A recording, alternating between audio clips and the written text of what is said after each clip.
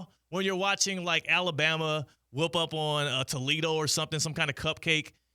And I feel bad. That's disrespectful to Toledo. Okay. Toledo's not like Toledo's pretty good this year. They're not that's kind of screwed up. I apologize Akron. to Rocket Nation. Akron. Let's go with Akron. I'm sorry. I don't know why I had Toledo.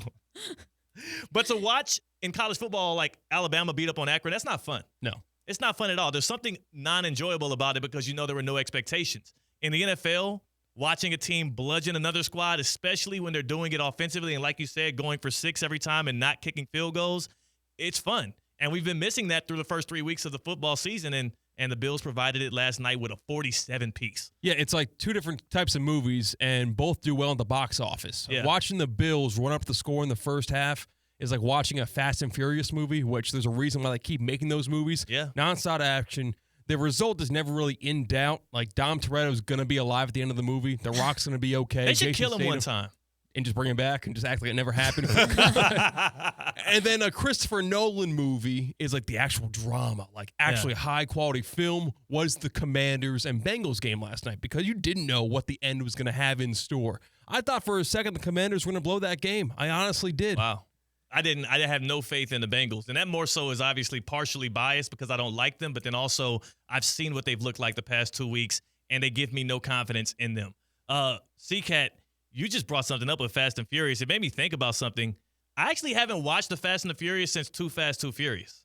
You're not missing out on anything. Like, what's the They're latest? still the same. There's like 12 movies out, right? Like, they are so bad. They turn your brain into mush. My Yeah. college roommate, freshman year, his birthday party was going to this 4D theater to watch the latest of that time Fast and Furious movie. oh, my God. And I was raining on everybody's parade. I was probably a really bad roommate and a bad friend because I was yucking his yum. He loved those movies. I couldn't stand it. I was rolling my eyes. I was being passive-aggressive. Yeah. I was a bit of a B, but the movie sucked. But you're right to do so because if you center your birthday around watching a Fast and Furious movie, like, and you tell other people to come out and do that with you, that is not only selfish, that is corny. They were running 10 deep at that movie theater no. in Scranton, Wilkes-Barre, Pennsylvania. That is absolutely abysmal. What's the last Fast and Furious movie you've seen, Tina? I think the last one I watched was when Paul Walker was in it. Like, it's been Okay. a while. Oh, When I'll See You Again with the, Oh, Yes. the cars okay. Yeah, drive I don't away. think I could watch Okay. it any other one. That is because I one to loved him. watch. Yeah. That is one to watch. Yeah.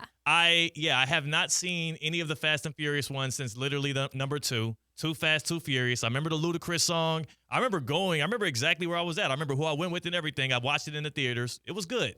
And I was like, you know what? That's enough.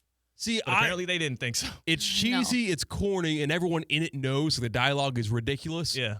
But they won't actually admit it. I like this. You know the sci-fi original movies? Like you turn on the sci-fi channel and you have like Sharknado or the type Yeah. of movies that are like that. I know what you mean, but I never do that. But yes. Those movies I would rather watch than the Fast and Furious. Because I know Sharknado's budgets aren't as high as Fast and Furious, and they're intentionally cringy. I'll Yeah. take that. Yeah, sometimes it is cool to watch an intentionally cringy movie than a movie who is trying to take itself seriously, but walking out there and falling on its face, similar to what the Bengals were doing last night on Monday Night Football. They try to take themselves seriously. Cam Taylor-Britt, the cornerback, who said, that's a college offense y'all are running out there in Washington. I'm not really threatened by Jayden Daniels. Got taken deep, not once, but twice. And they watched Jayden Daniels put up numbers on them that were not only elite and prolific, they were historic. Jayden Daniels went 21 for 23, 254 yards through the air, 2 touchdowns, and he had a completion percentage above 91, breaking a rookie record. Also, I didn't realize that was his first passing touchdown of his career. In Game 3, he gets his first passing touchdown of his career, and just like last week when the Chiefs threw one to Wanye Morris, the Bengals let an offensive tackle score on them again. Can we hear that call from Joe Buck on Monday Night Football? Jayden Daniels' first passing touchdown of his career to a tackle. Play clock, they don't. With 3 seconds left, Daniels flips. He's got another, and this time it's Trent Scott. The big tackle was the extra offensive. That is Jayden Daniels to Trent Scott, his first touchdown of his career. And they raised a good question there. Like, that's Jayden's first touchdown, right? So that's a very important ball for him. I'm sure for Trent Scott, the offensive lineman, that might be his only career touchdown. Who gets the football? Well, that's the same controversy you had the last weekend with Roma Dunze and Caleb Williams. It was both their first touchdown. And they were running to the sideline holding the ball together. Yeah. And I don't know. You got to they were talking about cut the baby in half. Like, you got to cut it in half. I would cut it in half. That'd be pretty cool. And you like stand it up on your shelf. Yeah, that's true. And make it like one of those. Yeah, you're right. Cutting it in half, getting it sewed up. We used to have these like bounce back footballs where you could throw it to, if you have no friends, you could throw it at the wall, catch it yourself, whatever. I would cut it in half. Well, we all have friends here though, right? Like we all have friends. Okay.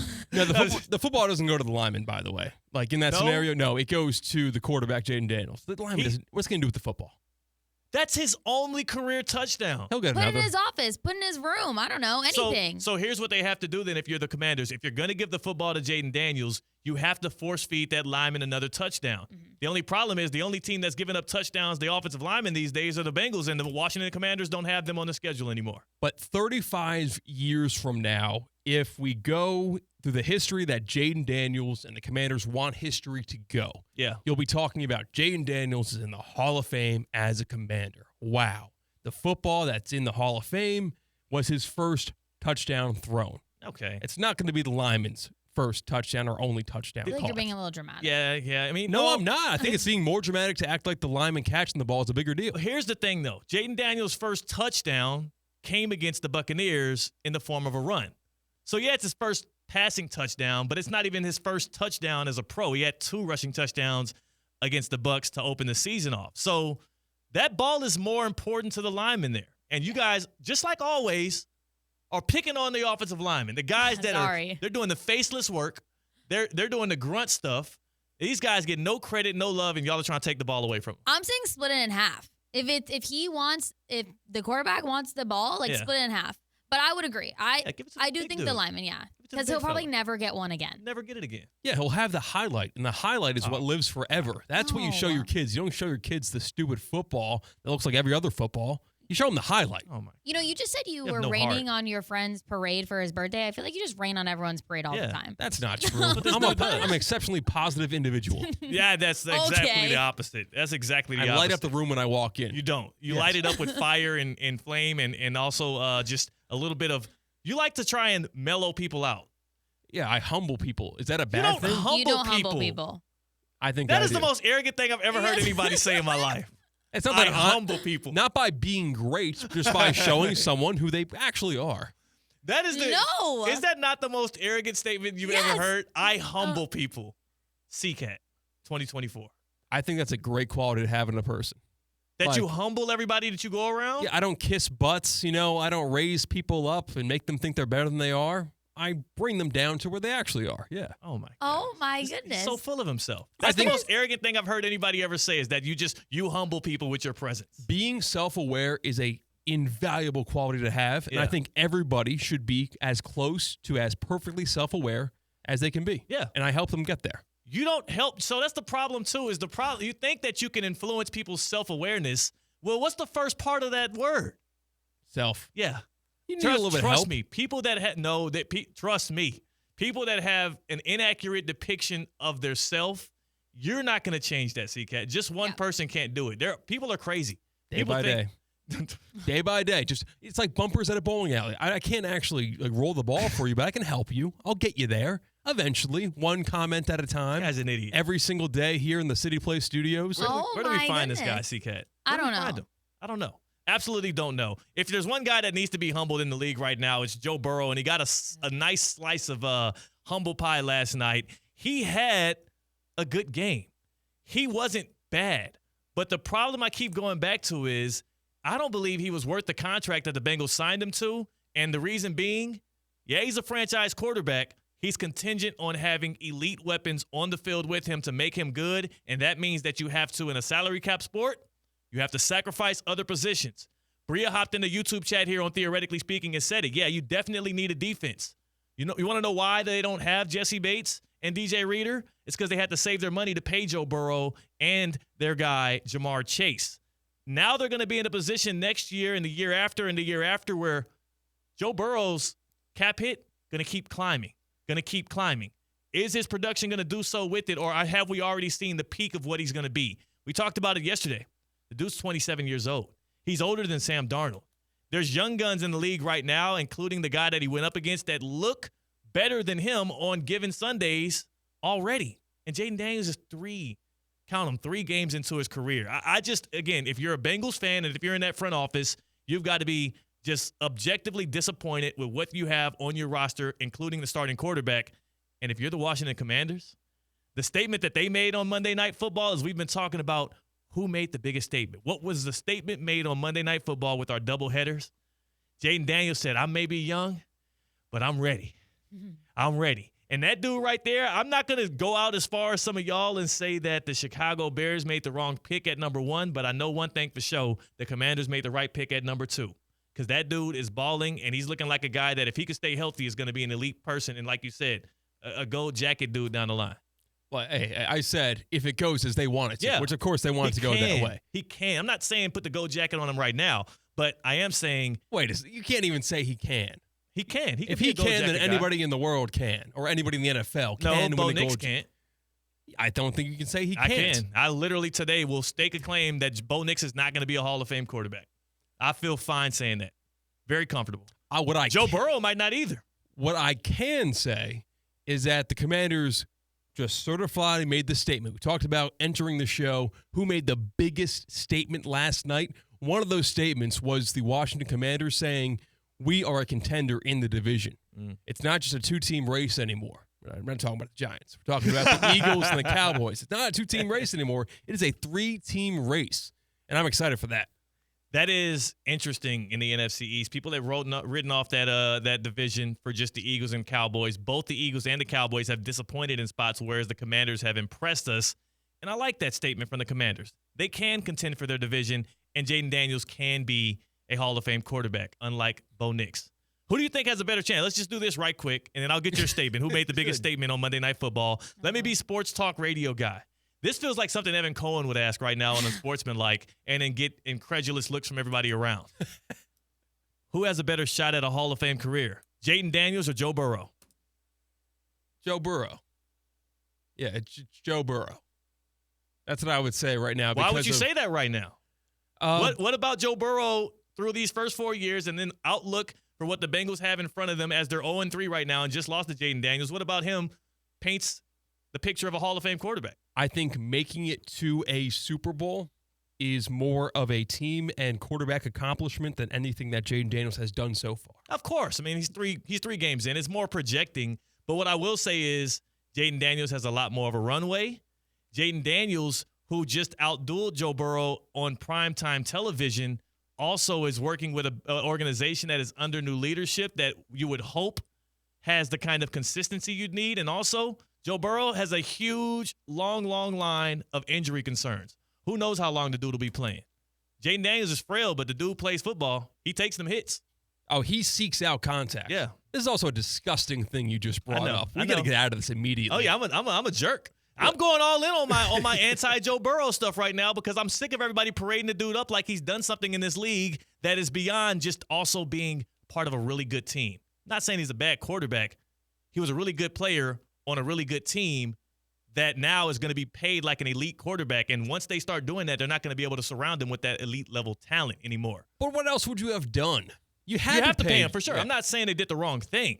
I'm just saying now I think that their window, like again, we always say they'll be back. Right, Tina? You hear that in sports. You hear that in everything. Like, oh, you'll have another chance. You'll be back. I don't think the Bengals will be back, and it's because now they have to pay him again, like an elite level quarterback, and he's already 27, and he's already getting passed up by younger dudes in his own conference. So I have a dramatic take. Ooh, from Monday Night Football. Not really, I guess about Joe Burrow. Okay. So he is giving me, because I'm thinking back to this summer where Joe Burrow was in like this Paris Fashion Week. Yeah. He's doing this hair dye stuff. He is, and again, this is dramatic. He's giving me like Russell Wilson vibes of like that celeb, like look at me, and I feel Russell Wilson or Westbrook. You're saying Russell Wilson, the quarterback? Yes, like okay, how he's like when he's like out and about, and he has like people like in. He's like more into like the outside, where like the being married to Sierra and like all that.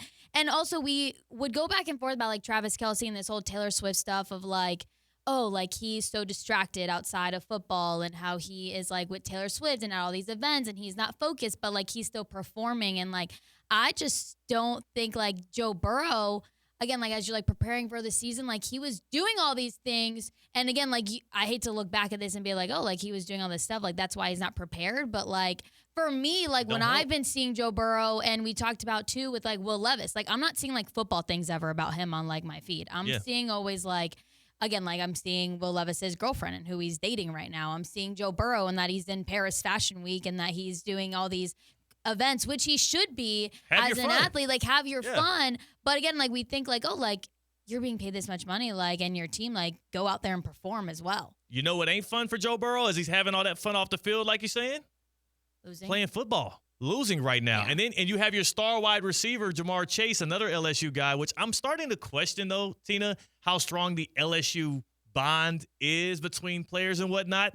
Because it doesn't feel like there's much of a relationship. Like people don't like Joe Burrow and Jayden Daniels are both former Heisman winning quarterbacks from LSU. Like, same alma mater, did the same thing, transferred in, and won a Heisman. I'm curious as to why they don't have a stronger relationship. But here's Joe Burrow's number one target, Jamar Chase, on what he saw from the quarterback on the other side of the field.